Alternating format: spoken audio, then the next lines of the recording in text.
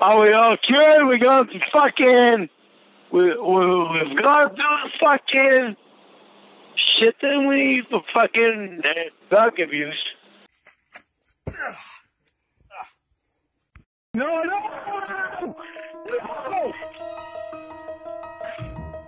Are you listening? Oh, you're gonna like this. You're really gonna fucking like this. Lorne Armstrong. Sean from Middle Grounded. Lorne Armstrong is 87, and he earns it. I listened to a call. Oh, my God. I listened to a call that consisted of at least an hour of Lorne arguing with his fiancée, the robot, about a dildo. That's right. An hour about a dildo. A dildo in the shape of Will's dink. Now let's back up and let's say that again. A dildo in the shape of Will's dink. The Wildo. Now Lorne had her on the phone, and instead of trying to strengthen his relationship with her, instead of trying to talk about things that are important, like he's apparently building her closet during this call in the trailer of failure. Instead of focusing on all of that, he just wants to talk about the Wildo. Because anything resembling a penis that has anything to do with another man is instantly a threat. Broomstick with a penis, as I've said before, threat. A son would be the biggest threat in the world, because I can hear Lorne. Oh my, I'll back up in a second, but I can hear Lorne saying, "I guess our son's more important than I am, huh?" Tell me I'm wrong. End this phone call. And I don't know the name of it because I was on TCAP Gaming's channel and he was playing a marathon. But I will say that Lorne at one point...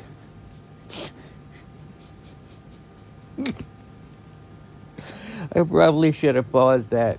Lorne at one point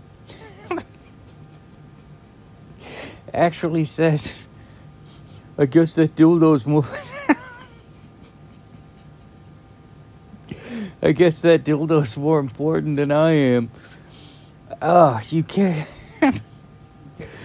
You can't make this up. This is why these moments in Lorneography bring me so much joy. He makes me so angry. I wasn't even going to make a video.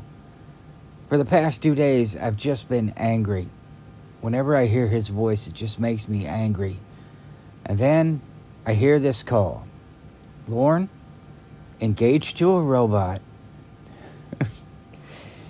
pissed off because Jamie Amy, his fiance, is using a dildo in the shape of her roommate's penis. Man, come on.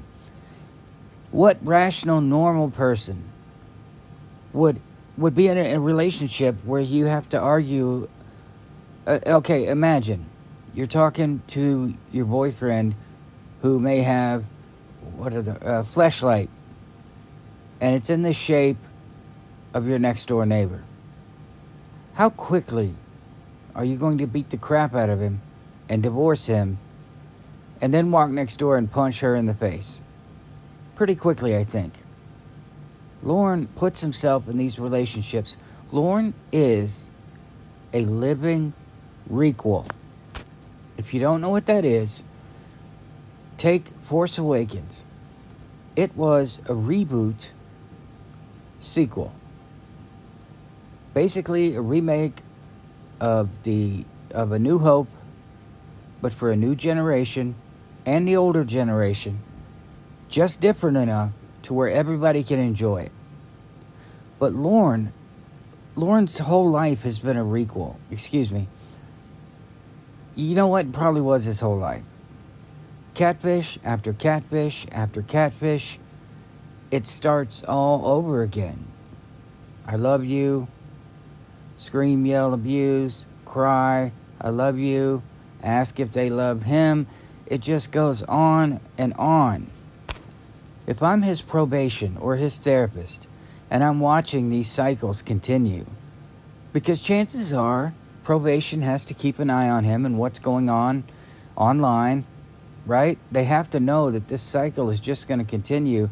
After Jamie, Amy, it'll be one of the other. If they want to keep it going, they can. They just have to keep coming back. Apologize. Let's move forward. Because he's desperate and he's lazy. And I had an entire video made earlier today, only to realize that you could hear my dog tags clinking in the background. Then I made it again, only so you could hear all the construction in the background. So I decided, after I heard this call, to talk about the Wildo call and then the REQUEL. And why I brought up the Wildo call, God bless America, the Wildo. Why I brought up this call, how many times have you heard this kind of crap? He tells her, stop your stupid bullshit. Stop playing a game. Because it's all part of a game. All the Lorne hits are being said in this phone call, but he's not drunk. And he sounds old and defeated. You can hear the rage boiling underneath and that nervous cough tick that he has when he's listening for whatever he needs to hear, whatever he wants to set him off. I have been in a situation like that before. Lorne goes into these situations almost like he thinks he's in trouble, and he's listening to find out what the consequences are going to be, and he's picking out the way they're talking to him and the words they're using and how they can be interpreted. He does that with these calls. Every single one of them. So again, REQUEL. Go back to Ramona. He hears what he wants to hear. He picks out what he wants to pick out. But that was, that version of Lorne was particularly maddening. Listen to how you sound. You're abusing me. Don't give me that shit. Whatever. And then you move on. And then, Jesus, the abuse relationship of all abuse relationships, Winnie. And then he couldn't really do it with Debbie. But it seems like every single woman is the same thing. Winnie, any guy around her, immediately sex. Some kind of massage, it was going to be sex. Everything is sex. Now, in the Jamie Amy case, with, a dildo in the shape, as I said before, of another man's dink, I'd say that Lorne probably does have a right to be angry. I don't think I could. I mean, it's kind of kinky if you're talking to your girl on the phone and she's telling you about what she's doing right now and she's telling you she thinks of you. That would be something that a healthy relationship would do. Kind of spice things up on a wild night. But this is Lorne Armstrong, who looks like my grandfather. Well, I take that back. My grandfather was a bit of a pimp. Lorne, who looks like a creepy old uncle right now and sounds like a creepy old uncle, believes his porn star, Jesus, his young hot porn star fiance is secretly, is madly in love with him. All he talks about with her is that he tells her he trusts her, but then all of his actions say otherwise. So again, REQUEL. But getting back to the first point I made, Lorne should never be allowed to be on the phone, as I've said it before, because where we're at right now, we're in these calls that I've heard, all of these calls revolve around Jamie cheating on him, being in a situation where she could cheat on him. He can't move on. In this Wildo call, she told him, let's move on, but he couldn't. He couldn't let it go. He just wants to keep talking. And so I think that call particularly highlights how far he's gone. To think that this is some kind of normal conversation. To be that delusional where you think that scenario is real with that young porn star. The Wildo call shows you that he is going to repeat this cycle over and over again until the day he dies, in the desperate hope that one of these women would be stupid enough, real or not, Because in his head, if he's talking to them, they're real. They may be catfish, but they're real women. That's how stupid he is. That's how he thinks. That they might come up and live with him. But, Lorne, if you're having to argue with a woman about using a dildo shaped as her roommate, you probably should move on, man. But we all know you can't.